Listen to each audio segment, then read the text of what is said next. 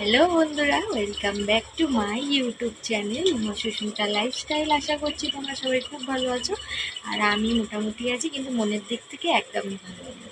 তো এখন থেকে ব্লগটা আমি স্টার্ট করছি। এখন 2টো বাজতে 6 মিনিট বাকি। তো আমার সকালবেলা আমি ঘুম থেকে উঠে বিছনা গুছিয়ে ব্রাশ করে চা বিস্কুট খেয়ে তারপর ডিম টোস্ট ব্রেকফাস্ট করে ঘর ঠর একটুখানি বসেছিলাম।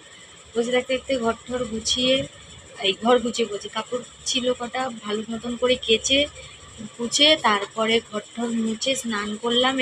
এই যে স্নান করেছি, মাথায় একটু শ্যাম্পু দিয়েছি, আর দেখো আমার ঠাকুরকে খেতে দেওয়া হয়ে গেছে, পুজো দেওয়া হয়ে গেছে। তো আমি বসে আছি। তো আজকে রবিবার, সেরকম কিছুই করার নেই। আজকেও দেখছি প্ল্যান আছে মানে খেয়ে দিয়ে একটুখানি ঘুমিয়ে পড়বো, আর নাটক যদি ঘুম না আসে কটা শর্ট ভিডিও করবো। বেশি তো ইচ্ছা আছে শর্ট ভিডিও করার, কিন্তু মানে ভালো আসে না এখন শর্ট ভিডিও করলে। সেরকম ঘরের তো অবস্থা ভালো নেই, এখানে একটা জিনিস ঝুলছে, ওখানে একটা জিনিস ঝুলছে, মানে আর উপায় নেই বন্ধুরা রাখার। ইঁদুরে তো আমার সব জিনিসপত্র কেটে আমার অবস্থা খুবই খারাপ করে দিয়েছে। আমার নতুন নতুন অনেক জামা শাড়ি কেটে দিয়েছে, সব ফেলে দিয়েছি। আর কি করবো, কপাল মানে খারাপ থাকলে আর যা হয়। তো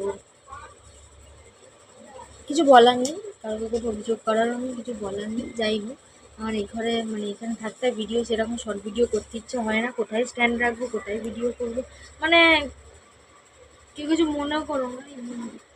মানে জিনিসপত্র সব রাখার কি, তো ভিডিও করলে ভালো আছে। ওই জন্য আমি আর এখন এখানে ভিডিও সেরকমভাবে করতে চাই না। তো যাই হোক, আর মা সকালবেলায় রান্না করে গেছে, আলু পেঁয়াজ টিয়াজ সব কিছু দিয়ে হালকা হালকা তেল জাল করে গেছে, পাপড় মাছের ঝাল ভাত করে গেছে, মা নিজে নিয়ে গেছে। আর আমি খাবো। মা 4 পিস মাছ রান্না করে গেছে, কারণ মা সকালবেলা 1 পিস নিয়ে গেছে, আমার দুপুরের খাওয়া 1 পিস আর 2 পিস থাকবে রাতে খাবো। তো মা বলেছে একান্তে যদি মাছ পাবস মাছ না তোর খেতে ইচ্ছা করে, তেল ঝাল এসব তরকারি যদি একান্তে তোমার না খেতে ইচ্ছা করে, চিংড়ি মাছ একটু ভেজে কাঁচা লঙ্কা পেঁয়াজ দিয়ে চিংড়ি মাছ দিয়ে ভাত খেয়ে নিই। তা আমি বললাম যে একেবারে তো অত কিছু খেলে হয় না, আর শরীর খারাপও করবে বেশি এরকম খেলে। তো অল্প অল্প করে একটু একটু একটু একটু খাবো। তবে মাছই খেয়ে নেবো, আর চিংড়ি মাছ ভাজবো না, আমার সত্যি ভীষণটা ভালো লাগবে না। একটু আগে থেকে দেখছি এই বাঁ হাতটা একটু যন্ত্রণা করছে, জানি না কেন যন্ত্রণা করছে। আর আমি একটা জিনিসই মানে গালে হাত দিয়ে কপালে দিয়ে ভাবি যে কবে একটা নিজের বাড়ি হবে। আর নিজের বাড়ি তো নেই, আর ভাবছি সারা জীবনই কি এরকম ভাড়া বাড়িতে থাকতে হবে, সারা জীবনই কি এরকম ভাড়া দিতে হবে।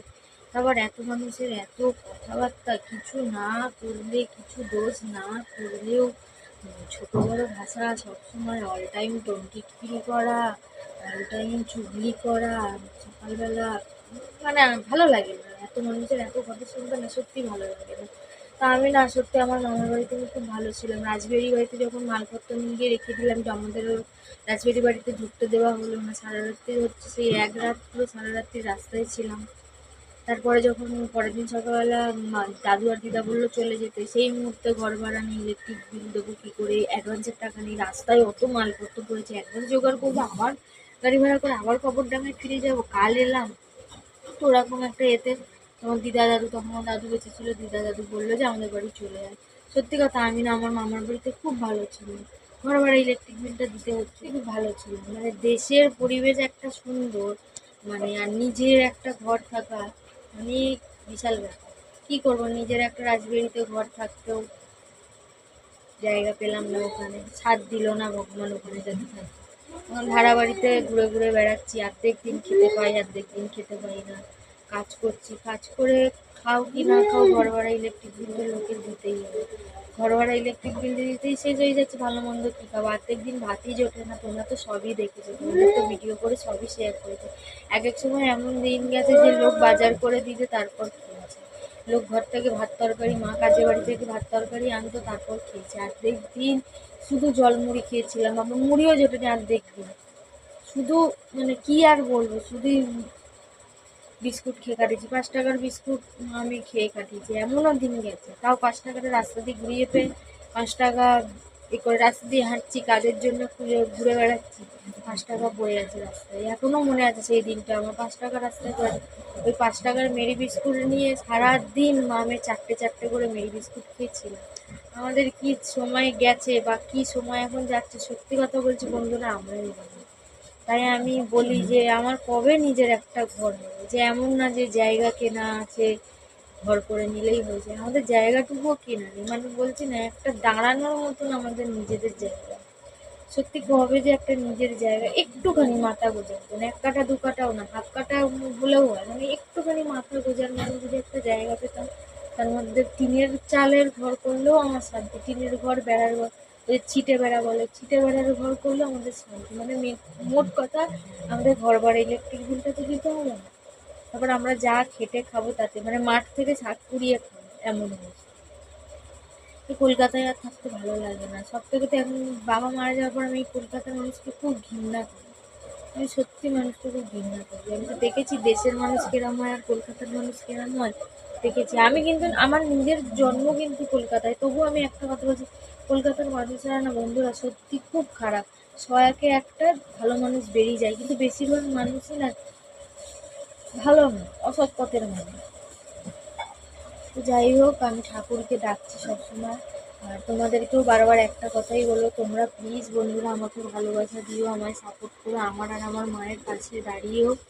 যারা আমার চ্যানেলটা এখনও সাবস্ক্রাইব করোনি তারা অবশ্যই আমার চ্যানেলটা সাবস্ক্রাইব করো, আমার পাশে থাকো। আমাকে একটু প্লিজ তোমাদের কাছে অনুরোধ করছি, প্লিজ প্লিজ আমাকে একটু সহযোগিতা করো, একটু সাপোর্ট করো, ভালোবাসা দাও, যাতে আমি আর আমার মা কিছু করে অন্তত থাকতে পারি, কিছু করে অন্তত যাতে আমাদের চলে যায়।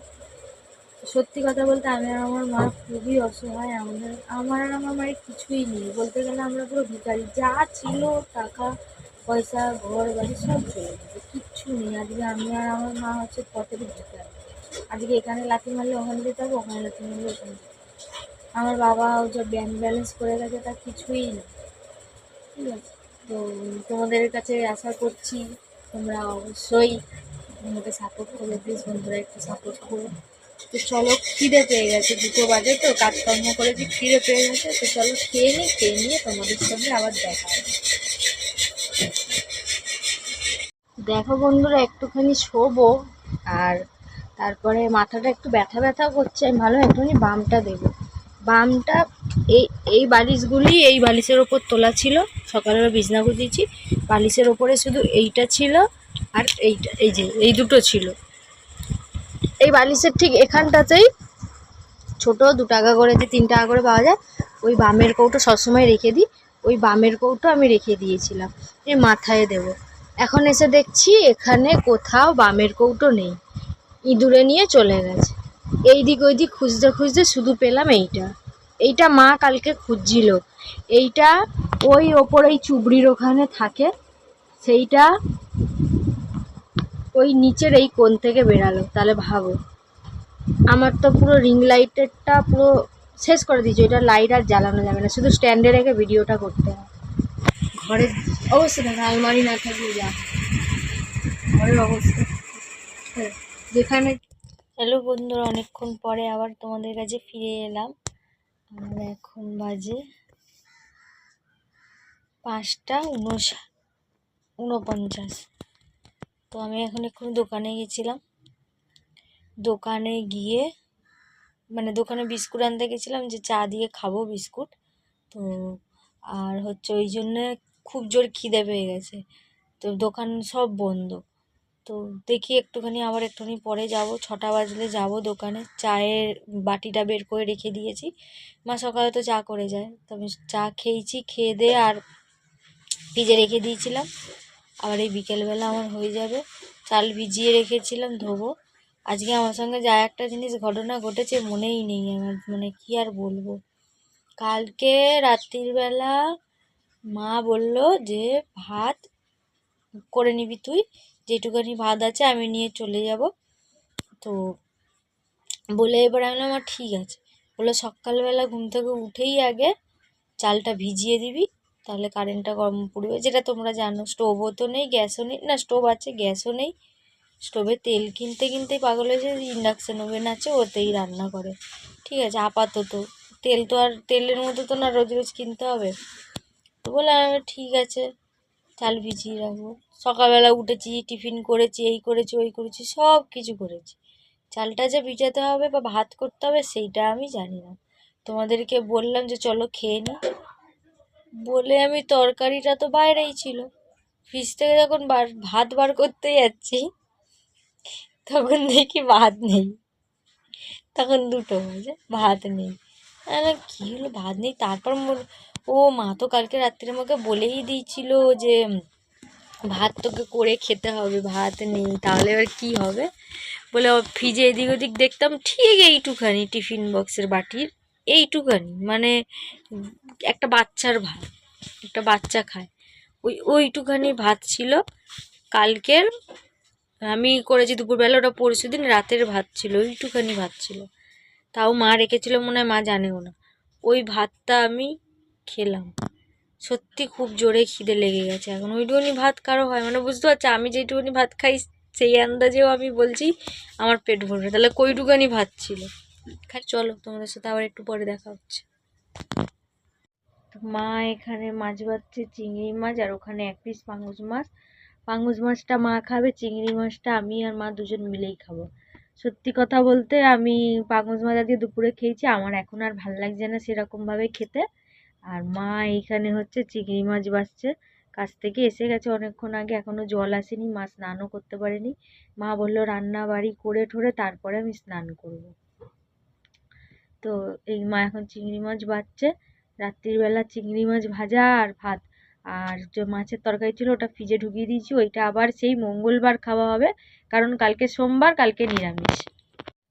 মা এখন চিংড়ি মাছ ভাজছে আর আমি এখন ল্যাদ খেয়ে পড়ে আছি। আমার কালকে দিয়ে কাজ কি কষ্ট হয় বন্ধুরা, কিন্তু কি করব, করতে হবে, করলাম বলে বাড়ি ভাড়াটা তো দিতে পারলাম আমি, না হলে বাবা। যাই হোক, কবে যে কি হবে আমাদের মামের এখনো মানে ভাবতেই পারি না কবে কি হবে। সত্যিই কি সারা জীবন এরকম ভাবে ভাড়া বাড়িতেই পড়ে থাকবো? আমার মায়েরও তো বয়স হচ্ছে, কতদিন আর ভাড়া বাড়িতে পড়ে থাকবো? সারা জীবন কি মাকে এরম ভাবে কাজ করতে হবে আর ভাড়া দিতে হবে, থাকতে হবে? যখন খুব বয়স হয়ে যাবে, কাজ করতে পারবো না, তখন ভাড়া কি করে দেবে? তখন আমি কি করে চালাবো? তখন আমি একা কাজ করে ঘর ভাড়া দেবো কি করে, মাকে দেখবো কি করে, নিজে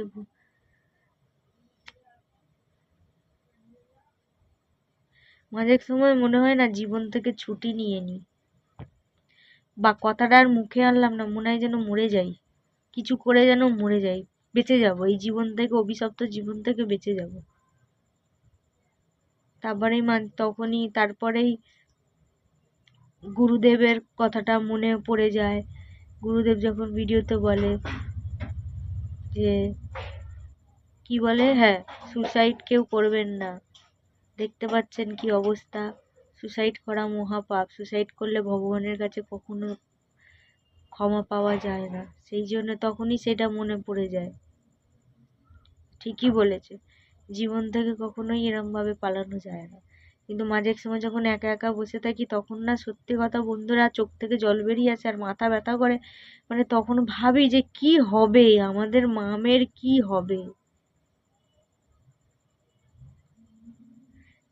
মাঝে সময় এরম ভাবি যে কিছু করে যদি আমাদের কিছু নাই হয়, মানে ভবিষ্যতে যদি আমাদের কোনোদিনও কিছু নাই হয়, এমন একটা কিছু দিন আসুক যাতে আমি আর না থাকি, তাদের কি হলো, মরতেও হলো না, না খেতে পেয়েও মরতে হলো না, রাস্তায় পড়েও মরতে হলো না, সুসাইড করেও মরতে হলো না, প্রকৃতি ভাবে মরে চলে গেল। সেটাই ভাবি। সব হোক বাবা, কিন্তু এইরকম জীবন যেন কারো না হোক। কিচ্ছু ভাল লাগে না, আর কিচ্ছু ভালো লাগে না। মনে হয় সবকিছু ছেড়ে ছুড়ে আর পাহাড় দিয়ে কোনো পাহাড়ে যাই, পাহাড়ে গিয়ে সবকিছু ছেড়ে ছুড়ে আর পাহাড়ে চলে যাই, পাহাড় থেকে ঝাঁপ দিয়ে দিই, দিয়ে পড়ে যাই, মরে যাব। আবার মাঝে এক সময় ভাবি যদি মরতে যাই, কেন আর এই চাপ ভাল লাগে না, আবার ভাবি মাঝে সময় যদি মরতে যাই, ধরো না মরে এমনি হাত পা ভেঙে গেল বা ধরো হসপিটালের বেডে শুয়ে থাকলাম, কিছু হলো না, তখন কি হলো, তখন আর এক ঝামেলা, তখন এবার আমাকে কে দেখবে, আমাকে কে ট্রিটমেন্ট করবে। আর যদি একেবারে টপকে যাই তাহলে তো পুরো বেঁচে যাবে। আর যদি মরণ রাস্তা থেকে ফিরে আসি তাহলে সেটা আর একটা ঝামেলা, যে তখন আমার মাকে একাকে খাটতে হবে। আমি তখন মানে এখন বেশ ভালো আছে, তবু খাটছি, খেতে পাচ্ছি। তখন তো অসুস্থ হলে খাটতে পারবো না, পুরো চাপটা আমার মায়ের মাথার উপর চলে আসবে। মানে যে বাধ্য হয়ে আজকে এই কথাগুলি বলছি, জীবনে কোনোদিনও এরকম ভাবিনি।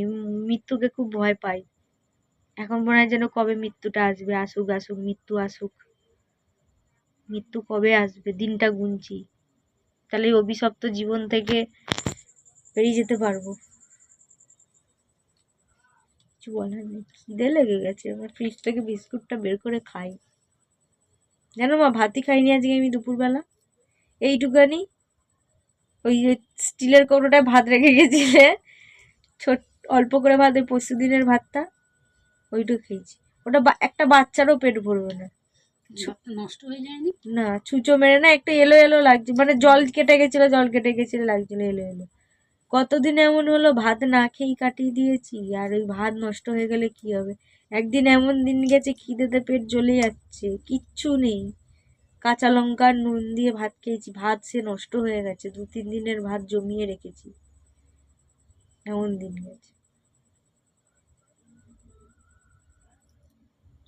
ভালো লাগছে না।